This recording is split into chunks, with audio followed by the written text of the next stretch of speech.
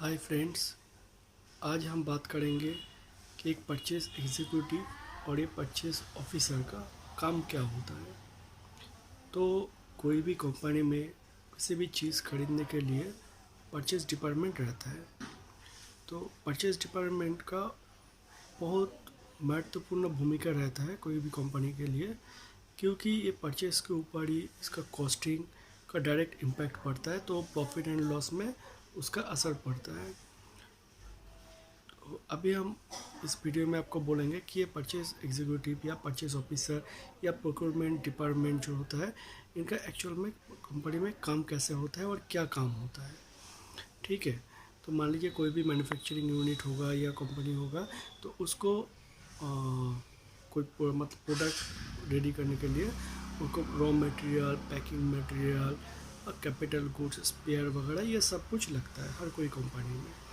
ठीक है, तो अभी हमको ये समझना है कि मान लीजिए कोई भी मैन्युफैक्चरिंग यूनिट के लिए कुछ उसका raw material, fixed raw material होता है कि हाँ इतना यही रॉ मटेरियल लगता है, यही पैकिंग मटेरियल लगता है और इसका एक स्टैंडर्ड होता है। तो पहले हमको ये समझना है कि कोई कंपनी का और रॉ मटेरियल, पैकिंग मटेरियल का क्या स्टैंडर्ड है, क्या क्या मटेरियल लगता है। ठीक है, हाँ, तो हर साल में कोई भी कंपनी कितना उसका खर्चा होगा, इसका एक बजट निकलता है। ठीक है, तो ये एस्टिमेट कर लेता है बजट का। तो परचेस डिपार्टमेंट में जो होता है उसका काम ये बनता है कि उसको कितना का मटेरियल इस साल परचेस करेगा। हाँ, तो उसका एक बजट फिनेंस को सबमिट करेगा, ताकि फिनेंस क्या करेगा, उसका फंडिंग वगैरह के उसको अरेंजमेंट करना पड़ता है, या फिर उस सामने एक एस्टिमेट रहता है कि हाँ इस साल में हमारा इतना खर्चा होगा। तो परचेस ऑफिसर का पहला काम ये होता है कि वो पहले ये बजट का अप्रूवल ले, या जो एक्सपेंसेस कितना होगा वो एक सामने रखे। ठीक है, तो इसका अप्रूवल हो गया। अभी मान लीजिए कुछ fixed raw material, packing material होता है। ठीक है, तो वो क्या करेगा, पहले जो है वो सब उसका सोर्स जो होगा, कहाँ पे ये मटेरियल मिलेगा, वो पहले ढूंढना है सोर्स को। ठीक है, फिर जब वो सोर्स उसको मिल जाएगा, वेंडर वगैरह ये, तो मान लीजिए वेंडर से 2-3 वेंडर हो गए या ज़्यादा वेंडर हो गया, तो उससे वो क्या करेगा, अपना कोटेशन वगैरह कलेक्ट करेगा। तो कोटेशन लेना है, अभी उसमें देखना है कि किसका प्राइस कैसा हो रहा है। सबसे बड़ी जो इम्पोर्टेंट बात है कि कंपनी का स्टैंडर्ड, जो क्वालिटी जो होता है मटेरियल का, वो ठीक ठाक है कि नहीं है। फिर उसका देखना पड़ेगा वो प्राइस में किसका ज़्यादा है, किसका कम है, वो देखना है। ठीक है, और टर्म्स वगैरह जो होता है परचेस का, जो प्राइस, सिर्फ प्राइस नहीं, टर्म्स भी देखना पड़ता है कि उस जो मटेरियल हम लेंगे उसका वारंटी क्या है, अगर कुछ ख़राब हो गया है तो वो रिप्लेसमेंट करेगा कि नहीं, रिटर्न लेगा कि नहीं लेगा। ठीक है, तो ये सब कुछ देखना है। और मान लीजिए कुछ मटेरियल जब भेजेगा, तो ये रोड में अगर कुछ डैमेज हो गया, एक्सीडेंट हो गया, तो ये इंश्योरेंस वगैरह, ठीक है, इंश्योरेंस वगैरह ये सब कुछ टर्म्स के अंदर आता है कि ये किसके ऊपर जाएगा इंश्योरेंस, ये किसके अकाउंट में जाएगा। ये या तो जो परचेस करेगा उसको उसका रिस्पॉन्सिबिलिटी है, या जो वेंडर है वही अपना रिस्पॉन्सिबिलिटी ले रहा है कि नहीं वो ये कवर कर लेगा। या फिर फ्रेड वगैरह, फ्रेड कौन किसको पेमेंट करना है, जो परचेस कर रहा है उसको एक्स्ट्रा पेमेंट करना है कि नहीं करना है, या फिर बोलोगे मटेरियल कॉस्ट के अंदर वो फ्रेड भी पकड़ के रखा है, ये सब कुछ देखना पड़ता है। ठीक है, फिर प्राइस देखने के बाद, ये टर्म्स के बाद अभी आया इसका डिलीवरी। जो डिलीवरी ये मटेरियल कब कर पाएगा। ऐसा नहीं कि हमको यूज़र को चाहिए था जनवरी में और ये डिलीवरी कर रहा है आपका मई जून में, तो नहीं चलेगा। वो मतलब इन टाइम में उसको डिलीवरी करना है मटेरियल को, तो कौन कौन सा वेंडर वो कर पाएगा।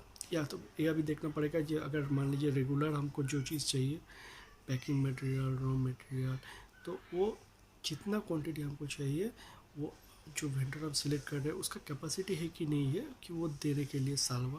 नहीं तो क्या करेंगे, देखेंगे कि उसका रेट कम आ रहा है लेकिन वो फेल हो रहा है मटेरियल इन टाइम सप्लाई करने में, तो कुछ फ़ायदा नहीं होगा फिर। ठीक है, तो ये सब चीज़ देखना है। अभी जो है मटेरियल जब आएगा, आने के बाद वो हमने जितना कि ऑर्डर किया था उतना ही क्वांटिटी आया कि नहीं, वही जो उसने कोटेशन में भेजा था, ठीक है, वही क्या बोलते हैं उसको, वही स्टैंडर्ड और मेंटेन किया है कि नहीं किया, या फिर कोटेशन दिया कुछ और मटेरियल का और आया कुछ और, ये स्टोर से कोऑर्डिनेट करना पड़ेगा कि हाँ ये ऐसा ये मटेरियल ठीक से आया है, इतना क्वांटिटी आया है कि नहीं किया, ये स्टोर वाला कंफर्म करेगा। एक उनसे कोऑर्डिनेट करके ये चीज़ कंफर्म करना पड़ेगा। फिर उसका बिल प्रोसेसिंग करके उसको पेमेंट वगैरह दिलाना है। पेमेंट में एक चीज़ है, वो फाइनेंस से भी कोऑर्डिनेट करके इसको पेमेंट भी मतलब ठीक टाइम में उसको देना है। वेंडर से अच्छा रिलेशन भी रखना है, क्योंकि अगर कोई भी सोचता है कि नहीं हम तो पैसा दे के माल खरीद रहा है, हाँ, तो हम ये चीज़ बोलेंगे उसको कि पैसा तो हर कोई दे के माल खरीदता है, लेकिन मान लीजिए कोई मटेरियल का अभी क्राइसिस है, ठीक है, तो वेंडर से अगर आपका अच्छा रिलेशन रहेगा तो क्या करेगा वो, और उसका क्राइसिस है मटेरियल का और उसका ऑर्डर उसके पास काफ़ी सारा है, तो वो किसको पहले देगा, जिसके साथ उसका रिलेशन अच्छा है, तब ये सब चीज़ तब काम आता है। ठीक है, तो ये चीज़ भी बहुत इम्पोर्टेंट है कि वेंडर के साथ रिलेशन अच्छा रखना। ठीक है, यही सब काम है। अभी परचेज़ वाला जो है उनको हर एक डिपार्टमेंट के साथ कोऑर्डिनेशन करके काम करना पड़ता है। जो मान लीजिए जो मटेरियल आया है वो यूज़ तो करेगा कोई दूसरा डिपार्टमेंट, जो यूज़र का डिपार्टमेंट, जो प्रोडक्शन यूनिट जो है वो, तो उनसे भी उसका फीडबैक लेना है कि ये मटेरियल कैसे चल रहा है, प्रोडक्शन सही से हो रहा है कि नहीं हो रहा है, उसके साथ भी रिलेशन अच्छा रखना है। ठीक है, उसके साथ बात करके मतलब मान लीजिए अगले टाइम में उसको कौन सा मटेरियल कितना ज़्यादा लगेगा, क्या कम लगेगा, ये सब चीज़ फोकस्टिंग उससे लेना है, ताकि ये प्रोक्योरमेंट जो है स्मूथली हो सके। ठीक है, ऊपर फिनेंस से भी अच्छा रिलेशन रखना है, क्योंकि उसके मतलब बिल प्रोसेसिंग वगैरह करके वेंडर का पेमेंट ठीक टाइम में देना है। इससे क्या होता है, वेंडर के मतलब गुडविल कंपनी का जो है अच्छा रहता है मार्केट में। वेंडर सोचता है कि नहीं ये इस कंपनी से काम करेंगे, तो क्या होता है ठीक टाइम में हमको पेमेंट मिल जाता है, कोई दिक्कत नहीं आता है। तो ये नेगोशिएशन के टाइम में बहुत अच्छा काम में आता है। कैसे हम आपको बताया, मान लीजिए इसका टाइमली पेमेंट आता है, अगर वो बोलेगा कि नहीं हम इसका रेट थोड़ा कम देंगे, तो वेंडर क्या होता है मान जाता है, क्योंकि नहीं इसका वो जो पेमेंट का अच्छा होता है, तो चलो इसको प्रॉफिट मार्जिन थोड़ा कम रख के दे दो। तो ये सब चीज़ ये होता है। और मान लीजिए उसको बोलेंगे कि हम इतना दिन में पेमेंट करें देंगे, लेकिन वो पेमेंट ठीक से नहीं हो रहा है, तो वेंडर भी मतलब इंटरेस्टेड नहीं होता है वो कंपनी से काम करने के लिए। तो इसमें कंपनी का गुडविल जो होता है वो कम होता है। तो ऐसे मतलब परचेज जो ऑफिसर होता है उनका बहुत महत्वपूर्ण भूमिका रहता है कंपनी में। ठीक है, तो कंपनी का प्रॉफिट एंड लॉस के ऊपर उनका रोल का जो बहुत अच्छा असर पड़ता है डायरेक्टली।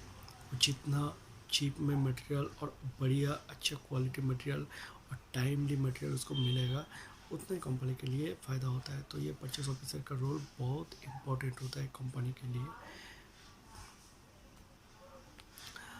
तो अगर आपको ये मेरा वीडियो अच्छा लगा है तो प्लीज़ लाइक, कमेंट और सब्सक्राइब कर दीजिए। और अगर कुछ मैं भूल गया बोलने के लिए तो आपको प्लीज़ कमेंट करके बोलिए। ठीक है, थैंक यू।